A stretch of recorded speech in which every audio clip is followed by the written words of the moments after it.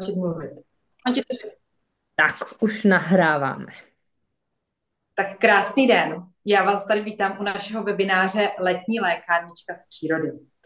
Jak víme, léto je obdobím, kdy trávíme hodně času venku, na sluníčku, cestujeme, poznáváme nové kultury i nové jídla, ale s tím je spojené i spoustu té negativní stránky, a to je popáleniny různé od sluníčka, šípance, klíšťata, nevolnosti, různé nachlazení z klimatizace a podobně. A my bychom vám tady rádi ve zkratce představili pár základních olejů nebo základních produktů, které z těch olejů můžete vytvořit a krásným vonavým způsobem tak prožít celé léto a nahradit spoustu běžných chemických produktů právě těmi přírodními. Než se pustím do toho prvního oleje, tak bych jenom ráda zmínila fotosenzitivitu olejů. Možná už většina z vás o tom slyšela. Některé oleje jsou fotosenzitivní a reagují na sluníčko. To znamená, že po jejich aplikaci může pokožka třeba zčervenat. Jsou to citrusy a jsou to směsi, které citrusy obsahují. Tudíž pokud se nejste jistý obsahem té dané směsi, je dobré se podívat na složení. A pokud ta směs citrusy obsahuje a máte strach, že byste mohli mít nějakou reakci na sluníčko, je dobré použít ty oleje večer, případně zakrýt tričkem nebo jiným oblečením. U dětí třeba se vyhnout mazání zad a mazat třeba plosky nohou, abyste nemuseli porušit konzistenci, protože konzistence víme, že je u toho, aby ty oleje fungovaly, zásadní. Já to nebudu dlouho zdržovat, abychom ten čas tady spolu netrávili zbytečně dlouho, a rovnou se vrhnu na první olej, který používám celoročně a myslím si, že nesmí chybět v žádné letní lékárničce, a je to peppermint nebo máta. A je to za mě number one osvěžovač během celého toho roku, ale hlavně v létě se nám hodí dvojnásob. Je skvělý i na bolesti hlavy, to znamená, že namazat můžeme přímo z lahvičky na spánky, na čelo, krásně nám uleví, pokud potřebujeme osvěžit kdykoliv během dne, na zátylek namazat, skvěle nám osvěží prostor, pokud známe ty tropické dny, máme doma takový ten horký vzduch, krásně nám osvěží ten vzduch v difuzéru. A za mě jeden z nejpoužívanějších olejů pro mě v létě. Je to velice silný olej, opravdu stačí jedna kapka, a pokud používáte u dětí, tak 100% ředit dle věku, aby nedošlo k nějaké reakci. Další olej, který je velmi rozšířený, je v podstatě nejběžněji používaný, tak je levandule. Je to opět skvělý sklidňující olej, ať to použitím na pokožku nebo do difuzéru, kdy vám krásně sklidní večer ten rozlítaný den, kdy děti jsou plné emocí a máte třeba problém, aby usly, tak, nebo při cestování. Takže je to skvělý olej, který vám to sklidnění navodí, sklidní pokožku. Byť je to jeden nejrozšířenějších a dětem šetrný olej, tak opět doporučím při kontaktu s pokožkou ředit. Jeden z olejů, který mi nechybí v lékárničce při cestování, tak je olej Copaiba, protože, jak už jsem zmínila, tak byť léto je skvělé ve spousta věcech, tak se občas nevyhneme i bolesti v krku, ať už to při pobytu v klimatizaci, známe to při cestování v hotelu, v restauracích, nebo všichni pijeme dost často ledové drinky v létě. A byť není to běžná chřipková sezóna, tak i bolest v krku nás může během celého léta potrápit. Takže já využívám jako rychlou pomoc právě Copaibu a používám buď to na lžičku medu nebo do mlíka, kápnu 1 až 2 kapky a 2x, 3x denně. Krásně to uleví právě při bolestech v krku. Copaiba je antibakteriální, je to takové přírodní antibiotikum, dokáže povzbudit účinek všech ostatních olejů, takže myslím si, že to je must have každé lékárničky a určitě neuděláte chybu, pokud ho vezmete kdykoliv, kamkoliv s sebou.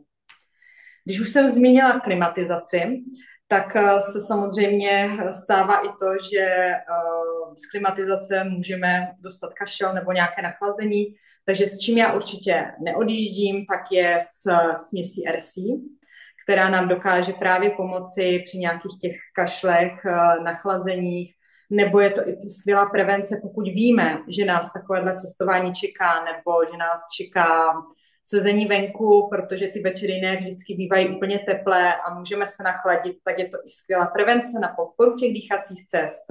Pokud nemáte RSIčko po ruce, je možné využít třeba Roll-on Braid Again, který můžete, je už naředěný, můžete ho přímo použít na kůži a je to skvělá alternativa i k tomuto osvěžení vzduchu. Když jsme u osvěžení vzduchu, tak bych neopomněla Purification, opět taková krásná citrusová směs a je to za mě směs, která nejlépe pohlcuje pachy. A že jich v létě máme, to znamená, je to takový ten rychlý pomocník na dezinfekci a na vytáhnutí takových těch pachů, ať už v odpadkovém koši stačí kápnout na vatový polštářek, dát na dno koše, nebo boty, známe, když se potí nohy, na vatový polštářek opět do boty, do botníku, do šatníku, tašky, pokud cestujeme a jsou natáhle nějakými pachy od jídla. Je to skvělá dezinfekce a vytahovač pachů i v prostorech, když někam přijedeme po dlouhé době nějaké chaty a tak dále, tak takové ty zatuchlé místa skvěle osvěží. Všechny tyhle ty oleje jsou součástí startovací sady, případně minisady, sady nezbytnosti z Aroma Globe. Jediný olej, který není v této sadě, ani jedné, tak je citronela. Asi všichni obecně víme, že citronela je přírodní repelent, odpuzováč. Známe ji většinou z takových těch vyrobených svíček na venkovní použití, tak tam všude je použitá ta uměle vyrobená. Tohle to je přírodní citronela a má opravdu grády. Je to malá lahvička, protože opravdu stačí 1 až 2 kapky a buď to použitím přímo do difuzéru, nebo je možné si vytvořit třeba sprej, stačí nějaká sprejová lahvička, obyčejná převařená voda nebo destilovaná, pár kapek citronely a vystříkat prostor. Takže večer, když potom jdete spát u otevřeného okna, už nemusíte používat klasické rejdy do zásuvky, ale stačí si pustit difuzér nebo vystříkat prostor právě tou citronelou a skvěle vám to eliminuje komáry, ať to, když třeba grillujeme venku, stanujeme, tak na to se nám třeba hodí právě skvělý difuzér, který je součástí té sady nezbytnosti Aroma Globe. A já na to navážu. A difuzér vám moc ráda ukáže Market, stejně jako vám Market velice ráda řekne pár základních produktů, které ona jako maminka malého, velice živého kluka vozí vždycky sebou a má takovou tu první pomoc přírodní lékárničku u sebe. Takže já bych teď předala slovo Marketce. Tak já ti moc děkuji, Veru, za předání slova. Ahoj, já vás tady všechny vítám. A jak už Verča zmiňovala, tak tady je ten krásný, malý, cestovní, bezdrátový difuzér, který vydrží fučet až 4 hodiny, bych řekla. Fučí i při nabíjení. Je opravdu skladný, malý, nedá se rozbít a přesně můžete ho mít v létě na terase, když si večer posedíte s manželem, když už vám jdou ty všechny dětičky spát, nebo jen tak, aby vás prostě něco nepoštípalo, nebo při relaxaci v koupelně, když si chcete prostě odpočinout, tam si ho můžete dát na vanu, nebo při přesně nachlazení, když vám fakt není dobře, dát si ho na noční stolek a nechat ho prostě těch 15 minut fučet, abyste dostali všechny ty benefity z těch olejů co nejdříve do sebe. Takže za mě skvělej, malej, skladnej, krásnej, má taky krásný jakhle podsvícení difuzér. Takže za mě určitě skvělá volba teď v té minisadě. Tak a jak už Verča zmiňovala, já mám svoji vlastní takovou přírodní lékárničku a teď vám ukážu, co v ní všechno mám. Tak, mám tady přírodní repelent. Přírodní repelent si můžete vyrobit, tak jak už Verča zmínila, z těch olejů, které zmínila. Takže já třeba ten přírodní repelent, když jedeme opravdu třeba na další dovolenou, tak mám ten stovková lahvička a mám udělaný jak pro nás, pro dospělí, tak i pro děti. Protože to ředění, ten je menší, to je 30 ml, protože to ředění těch esenciálních olejů samozřejmě pro nás, pro dospělí, by tam mělo být více kapek a těm dětem stačí, řekla bych, možná i o polovinu míň. Takže já vozím 2. Jeden pro nás větší a jeden menší pro Matyho. Co to v tom složení, v tom repelentu je? Já mám sice ten repelent trochu více esenciálníma olejema, který nejsou ve startovací sadě, ale vy si můžete udělat i repelent z olejů ze startovací sady.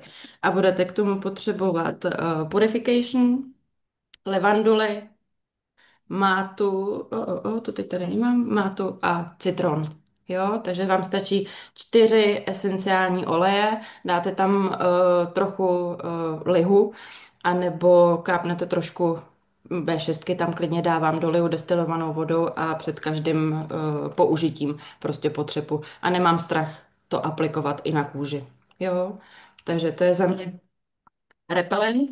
Další věc, kterou tady mám, tak je určitě bolest bříška. Jakmile je to už z přejedení nebo z cestování, dlouhého sezení a tak mám tady vyrobený pro našeho Matyho, tak mám vyrobený rolonek bolest bříška. Rolonek, jestli někdo neví, co to je, tak je to takováhle skleněná 10 nebo 15 ml lahvička, kde je nasazená kovová kulička a do ní si vlastně nakapete ty potřebné esenciální oleje. Kuličku zacvaknete a můžete aplikovat. Tak bolest do bříška. Co mám v rolonku na bolest bříška? Tak za mě určitě top olej na zažívání je pro mě Digest. Digest je skvělý olej, který opravdu mám ze svých zkušeností potvrzeno, že pokud mám opravdu bolesti nebo z přejezení, kápnu si 2, 3 kapičky do dlaně, zředím nosným olejem, který máte ten malý vzoreček taky ve startovací sedě a potírám krouživými pohyby pod břišek. A můžu říct, že do takových 2, 3 minut je opravdu po bolesti. Takže to mám určitě sebou. Rolonek pro Matyho na bolesti bříška. Dál, co tady máme, tak tady mám takovýhle rolonek. Mám na něm napsáno pofoukej to. Pofoukej to, můžu to aplikovat nejenom na odřeniny, ale i třeba na štípance, protože v tomhle tom rolonku tak mám namíchanou levanduli, která krásně sklidňuje, mám tam kadidlo, které podporuje obnovu pokožky a mám tam kopajbu.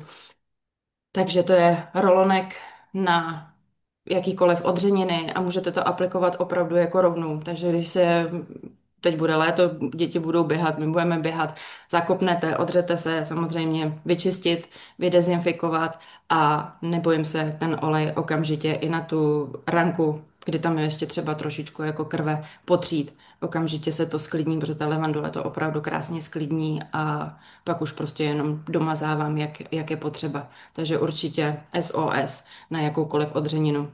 A musím říct, že ne vždycky si na to vzpomenu ho mít v kabelce, takže mám vyrobený asi 3. Jo, v lékárničce, v jedné kabelce, v baťušku, abych na to náhodou nezapomněla. Tak to bylo na odřeniny. Pak mám samozřejmě i inhalační tyčinku a inhalační tyčinku mám na alergii. Já jsem byla silný alergik, sená rýma na jaře, mě to trápilo, ale i teď v létě, když se seká tráva, tak mi to dost vadí. Takže vám stačí si pořídit takovouhle inhalační tyčinku, určitě to znáte, když jsme byli malí. Já si to pamatuju jako malá holka, nosila jsem to prostě v každý kapse u bundy. Tak si koupíte prostě takovouhle plastovou inhalační tyčinku a v ní máte takovýhle vatový tamponek. A na ten vatový tamponek si nakapete dané esenciální oleje, které prostě potřebujete. Takže na alergii, tak tam mám levanduli, mátu a citron. Pro dospělého bych doporučovala 10, maximálně 15 kapek na ten vatový tamponek. Dětem bych doporučila tak maximálně 5 kapek, 6 kapek dohromady. Jo, a máte to prostě pořád u sebe, čicháte a je to skvělý průtah nosních děrek. Takže za mě teda jako inhalační tyčinka mi nesmí chybět. Tak a pak mám tady ještě tady mám spray a mám to jak sluníčkový zachránce. Co si pod tím představím? Sluníčkový zachránce. Tak asi ty spáleniny po tom sluníčku. Přesně, jdete někam na výlet, jak to většinou ty chlapy mají, ty nepotřebují se mazat, že jo? Takže hned se večer slíknou a teď mají opálený tričko, takže červený krk, červený ruce, vypadá to moc hezky, když se jde potom na koupaliště. Takže první takováhle záchrana je sluníčkový zachránce, kde mám levanduly, mátu a kadidlo. Mám to asi po pěti kapičkách, opět dolít destilovanou vodou a při té spálenině postříkám tu danou spáleninu a okamžitě to sklidní, jak už je to i u těch odřenin. Levandule krásně sklidňuje, kadidlo frankincense, ten zase obnovuje tu pokožku a máta zase krásně chladí. Takže za mě další produkt, který mi v mý cestovní přírodní lékárničce nesmí chybět. No, tak to je asi za mě moje přírodní domácí lékárnička, bez kterého se už opravdu neobejdu a samozřejmě vnímám i ty esenciální oleje, který zmiňovala právě Verča, takže mám tam tu mátu, když jedeme, potřebujeme přesně si podpořit ten vzduch, tak a potom tam mám i ten digest, který je skvělý, takže vlastně i ty esenciální oleje mám v té lékárnici, mám to pořád po ruce, protože skvělá je ta levandule, mám s ní teď skvělou zkušenost, vypálila jsem si palec od toustovače a první, co je, dala jsem to pod studenou vodu, ale první, co mě napadlo, než si na to dát něco chladivého, tak jsem to začala mazat tou levandulí a musím říct, že do druhého dne jsem mi na tom palci neudělal žádný puchejř a řekla bych třetí den to zmizelo. Nebyla prostě žádný náznak jakýkoliv popáleniny, takže zase takový ty ošklivý puchejře od popálení, který mám pak praskají, musíte to obstříhávat,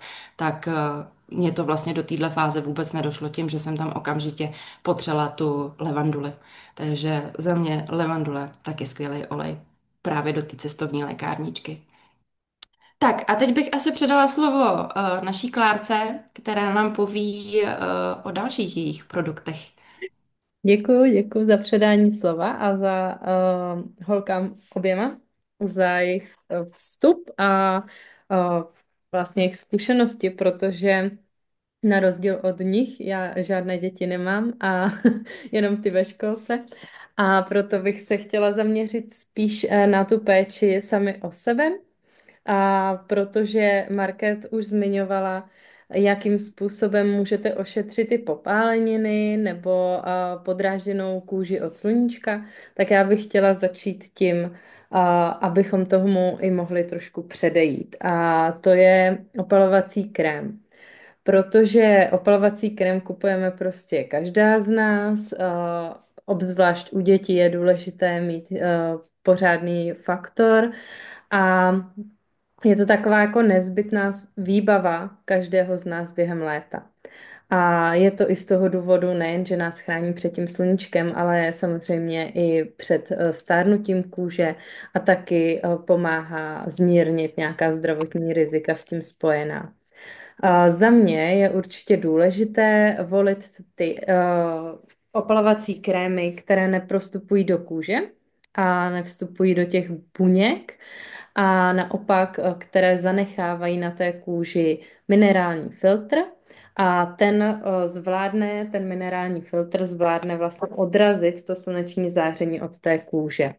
A v čem jsou jako ty minerální filtry jinačí, krom toho, že neprostupují do té kůže, je to taky z toho důvodu, že vlastně se nehromadí v tom těle a neovlivňují tak naše zdraví, náš hormonální systém, nespůsobují alergie, což třeba já osobně řeším fakt hodně, protože mám hodně citlivou kůži a jen tak něco mě neuspokojuje z těch krémů a běžných produktů, které jsou v dostání. Takové plus jako pro ekologii, jako jsem třeba já, navíc neničí ani ty korálové útesy, protože sami víte, že když se prostě namažete krémem a pak se jdete vykoupat, tak i když je to voděodolné, tak samozřejmě nějakým způsobem se to do toho moře, potažmo oceánu dostává. No a s tím vám chci vlastně říct, že Young Living svůj opalovací krém má.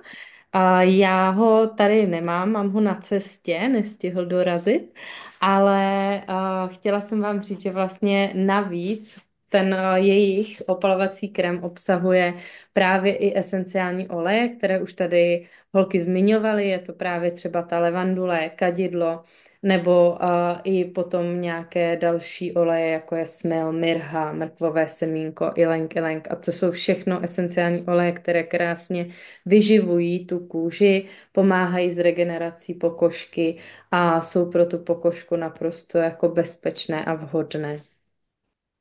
No a když potom už teda se dostaneme z toho opalování a jsme teda zachráněni před tím, že bychom měli nějaké popáleniny, tak další věci, kterou v létě prostě řeším a řeším ji možná ještě paradoxně víc než v zimě, tak je suchá kůže, protože jakákoliv voda, kam jdete, tak vysušuje, sluníčko vysušuje a na tohle mi skvěle funguje šlehané máslo.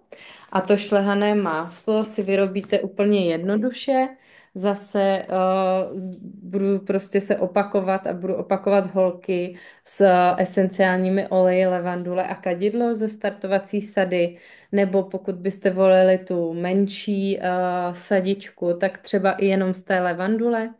A ta šlehané máslo je úplně jednoduché na přípravu. Já se vždycky hrozně bojím, že mi to zabere hromadu času, ale vlastně stačí jenom rozehřát bambucké máslo, kokosový olej a nechat to chviličku vychladnout. Já do toho přidávám ještě kapku vitamínu E, protože skvěle konzervuje a je to i antioxidant skvělý. A potom, co je to vychladnuté, přimíchat ty esenciální oleje.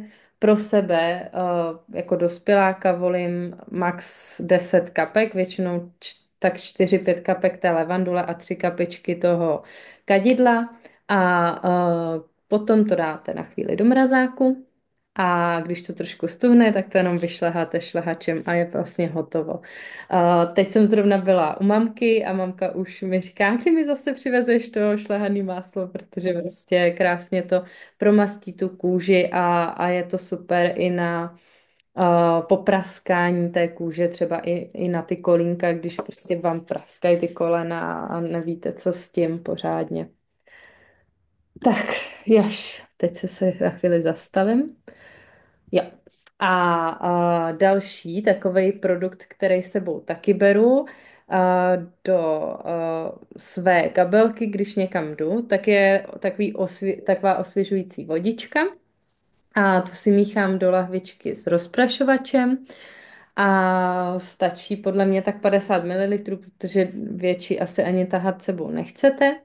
A zase úplně jednoduše smícháte esenciální oleje. Já třeba je smíchávám do levandulové vody, někdo používá i růžovou vodu. Ta mě třeba osobně na mě už moc výrazná, takže ta levandulová je pro mě taková jako akorát. A nakapete zase 5 kapiček esenciálních olejů podle toho, které jsou vám příjemné. Nejčastěji asi zase sahám po té levanduli nebo gerániu nebo pokud chcete jako fakt nějakou mm, takovou dřevitou vůni, tak třeba i cedrové dřevo je super jako na kůži. Nebo, ale to už je z těch jako dražších položek meduňka, to je prostě sklidňuje tu kůži a celkově vás jako i nabudí, protože voní tak jako mě třeba trošku citrusově. A v tom případě, jako, nebo v případě v případě toho face mistu, tak vlastně volím jenom jeden ten olej, nemíchám je, protože už je to namíchané v té levandulové vodě. Jo, pokud byste měli nějakou bez vůně, tak asi bych tam klidně dala i nějaké 2 olejčky, ale já nejčastěji zvolím jako tu levanduli nejčastěji, nebo to geránium, ty květinové vůně. A další, poslední vlastně produkt, který bych chtěla zmínit, tak je maska na vlasy, protože ty vlasy máte taky strašně zničené uh, po té, uh, potom koupání se ve vodě a potom teple. A v případě té masky na vlasy,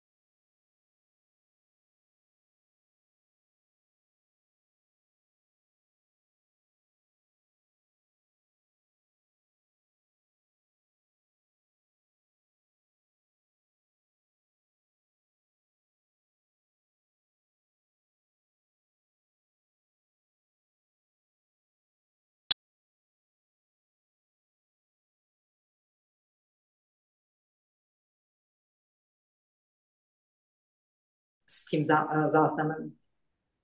tak Tak i jo, díky. Mějte se. Mějte krásný den.